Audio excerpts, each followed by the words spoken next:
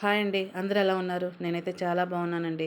పోయిన వీడియోలో కబోర్డ్స్ బిగియటం చూపించాను కదా, మీకు అప్పుడు చెప్పాను కదా, నెక్స్ట్ షాపు పని ఏదైనా జరిగితే మీకు చూపిస్తాను అని.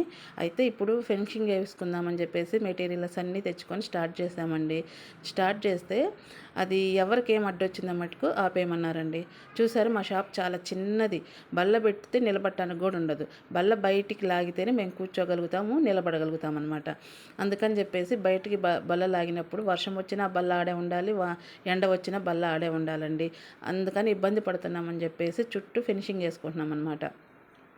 అంటే ఫినిషింగ్ అంటే సన్న జాలి లాంటిది వేసుకొని కటన్ కట్టుకుందామని ఐడియాతో వేసుకుంటున్నాము.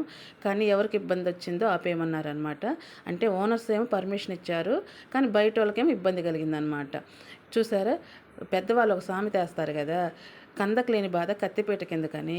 ఆ బాధ ఈ జనాలకి ఎందుకో మరి నాకైతే అర్థం కావట్లేదు. ఒకళ్ళు బతుకుతుంటే ఓరవతనం అంటే ఇదే అనమాట.